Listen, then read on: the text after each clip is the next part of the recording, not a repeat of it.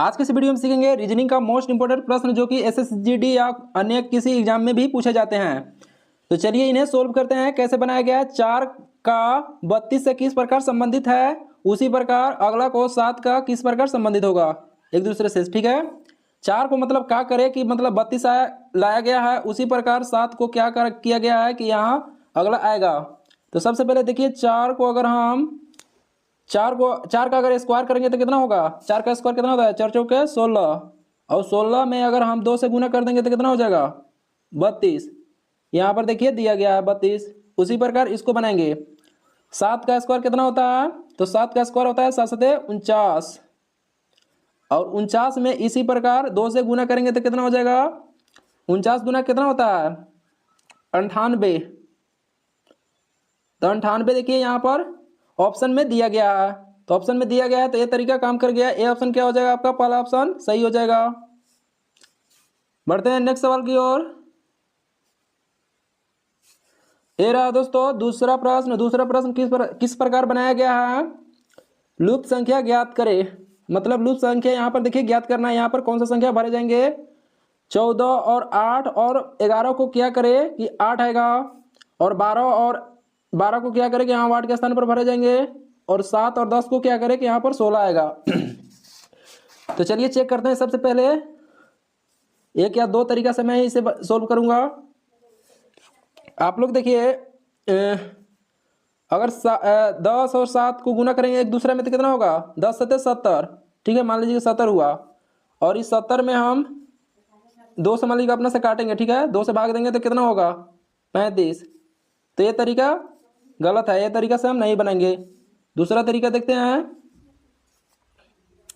तो दूसरा तरीका आप लोग बनाइए। देखिए जो संख्या टोटल जितना संख्या है इन सभी को जोड़ने पर, और इन सभी को जोड़ने पर अगर बराबर आएगा तो उसी प्रकार इसको भी जोड़ेंगे तो बराबर अगर आएगा तो समझिए कि ये सवाल बन जाएगा, और लूप संख्या आपका यहाँ पर आ जाएगा, वाट के स्थान पर जो संख्या आएगा वो आ जाएगा। ठीक है, चलिए जोड़ते हैं इन्हें। 14 और 8 और 11 को जोड़िए तो कितना होगा, 14 8 11, इन सभी को जोड़ेंगे तो कितना होगा 8 4 12, 12 और 1 कितना होता है 13, 13 का 3 हासिल 1 1 2 1 3, 33 आया।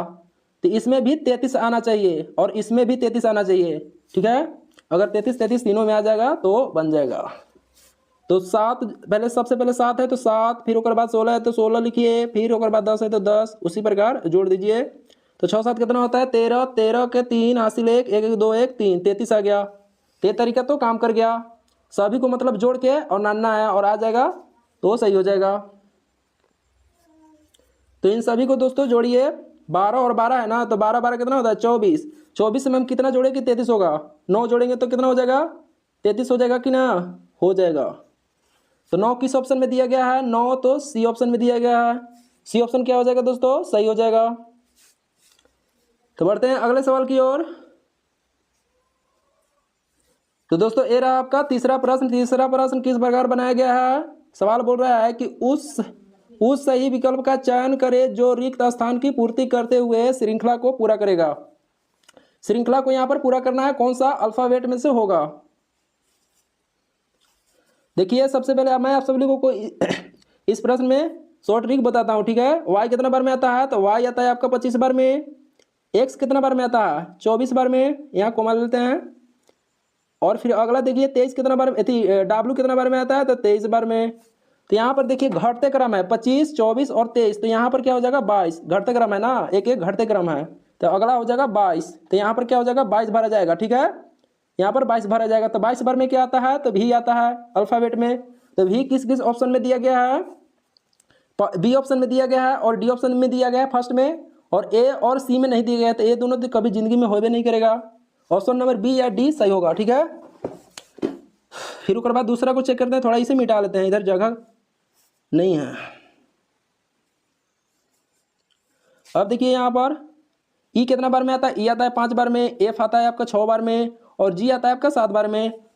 तो यहाँ पर तो दोस्तों बढ़ते क्रम है 5 6 7, अगला क्या हो जाएगा 8। ठीक है, तो 8 8 अल्फाबेट में 8 मतलब कितना बार में आता है एच आपका 8 बार में आता है। ठीक है, तो अगला क्या होगा एच। तो एच देखिए इसमें भी दिया गया, इसमें भी दिया गया है, तो अभी बी और डी दोनों हो सकते हैं। फिर देखिए उसके बाद अगला लास्ट वाला चेक करिए। 1 मिनट। अगला को चेक करिए, बी कितना बार में आता है तो 2 बार में, डी 4 बार में, एफ 6 बार में। तो यहाँ पर देखिए 2 2 बढ़ते क्रम है, 2 दूना के 4 और 4 दूना के 6 और अगला क्या हो जाएगा 8। ठीक है, तो यहाँ भी क्या हो जाएगा एच, एच आता है 8 बार में। ठीक है, तो एच एक और किस में है, डी ऑप्शन में है, तो डी ऑप्शन क्या हो जाएगा दोस्तों आपका सही हो जाएगा। बढ़ते हैं अगले सवाल की ओर। ये रहा आपका अगला प्रश्न, चौथा प्रश्न क्या कर रहा है, यदि पेंट पेंट को 51 के रूप में कूटबद्ध किया जाता है तो डॉग्स को किस प्रकार कूटबद्ध किया जाएगा। पेंट को मतलब कहा किया गया है कि 51 किया गया है। मुझे देखने से लगता है कि जो भी मतलब अल्फाबेट लिखा गया है इनको अंक में संख्या मतलब करके और जोड़ दिया गया होगा। तो पी कितना बार में आता है, पी आता है 16 बार में, ए 1 बार में, एन 14 बार में आता है, टी कितना बार में आता है तो 20 बार में आता है। इन सभी को जोड़ के देखिए 51 आता है क्या, 6 1 7 और 7 4 कितना होता है 11, 11 के एक हासिल 1 1 1 2 2 4 1 5। यस, यहाँ पर देखिए 51 लिखा गया है। तो इनको भी उसी प्रकार बनाइए, सभी को जोड़ दीजिए। डी कितना बार में, 4 बार में आता है, ओ 15 बार में, जी 7 बार में, एस 19 बार में। सभी को जोड़िए तो 5 4 9, 9 और 7 कितना होता है 16, और 16 और 9 कितना होता है 23। तो 23 का कितना हो जाएगा, सॉरी 5 4 9, 9 7 16 16 और 9 कितना हो जाएगा 25, 25 हो जाएगा। तो 25 के कितना हो जाएगा, 25 के 5 हासिल 2, 1 1 2 1 1 1 2 और 2 कितना 4, 45 आया। तो 45 किस ऑप्शन में है, तो 45 बी ऑप्शन में है। तो बी ऑप्शन क्या हो जाएगा दोस्तों आपका सही जवाब हो जाएगा। तो बढ़ते हैं अगले सवाल की ओर। ये रहा आपका अगला सवाल। अगला सवाल क्या कर रहा है कि 7 मॉडल्स ABCD और FG तक मतलब एक फोटोग्राफ, रुकिए 1 मिनट। सवाल 5वां कर रहा है कि 7 मॉडल्स ABCDEF और G एक फोटोग्राफी सेंटर के लिए, फोटोग्राफी के लिए मतलब खड़ा है सभी लोग। ठीक है, फोटो खिंचवाने के लिए। तो मतलब इस सवाल कहने का मतलब है दाएं बाएं मतलब करना है। ठीक है, मतलब 7 लोग हैं। ठीक है, और दाएं बाएं एक दूसरे के हैं, और आप लोग को बताना है कि बीच में कौन है। ठीक है, ऐसे आप लोग को ये प्रश्न बनाए जाएंगे, मतलब 7 लोग खड़ा है और दाएं बाएं कौन है उन्हें बैठाना है। सबसे पहले 7 लोग के यहाँ पर लिख लीजिए, बिंदु कर लीजिए, 1 2 3 4 5 6 7 लोग हो गए। ठीक है, फिर देखिए यहाँ पर सवाल अब कह रहा है कि डी जी के बिल्कुल दाएं और खड़ा है। डी है ना जी के दाएं, डी है ना जी के दाएं कौन है, डी खड़ा है एकदम बिल्कुल। फिर आगे क्या बोल रहा है, बी डी और एफ के बीच में खड़ा है। बी है ना बी, डी और एफ के क्या बोल रहा है बीच में खड़ा है। बीच में खड़ा है कौन, बी खड़ा है, तो यहाँ पर क्या हो जाएगा बी। फिर आगे बोल रहा है कि ए सी के बिल्कुल दाईं ओर खड़ा है। ए जो है सी के बिल्कुल, यहाँ पर तो ए का और सी का बातें नहीं हुआ है, तो इन लोग अलग करिए पहले। सबसे पहले तो ए जो है ना सी के बिल्कुल दाईं, सी के बिल्कुल दाईं कौन है, ए, सी के दाईं ए हो गया कि ना, हो गया। फिर आगे बोल रहा है ई है ना जी और ए के बीच में खड़ा है। ई है जी और ए, जी और ए के बीच में खड़ा है। कौन खड़ा है, तो ई खड़ा है, तो ई यहाँ पर लिख लीजिए। 7 को हो गए क्या, 1 2 3 4 5 6 7 हो गए। ओके, अब सवाल पूछ रहा है कि बीच में कौन खड़ा है। बीच में मतलब इन 7 व्यक्ति में से बीच में कौन खड़ा है, तो बीच में तो जी खड़ा है। जी खड़ा है, तो जी किस ऑप्शन में है, तो ऑप्शन नंबर ए में है। ए ऑप्शन क्या हो जाएगा दोस्तों आपका सही जवाब हो जाएगा। तो बढ़ते हैं अगला सवाल की ओर। देखिए मैं इस प्रश्न को 2 तरीके से मैं बनाऊंगा। ठीक है, सबसे पहले आप लोग इन दोनों का अंतर देखिए कितना का होगा, 0 का। फिर 2 और 3 का अंतर कितना का होगा, 1 का। और 3 और 6 का अंतर कितना का होगा, 3 का होगा। ठीक है, और 6 और 15 का अंतर कितना होगा, 5 और 9 9 का होगा। अब बताइए ये 0 1 3 9 मतलब ये क्या है, बढ़ते क्रम है ना घटते क्रम है। तो ऐसे प्रश्न क्या हो जाएगा, नहीं बनाया जाएगा। लगाते हैं कोई दूसरा उपाय।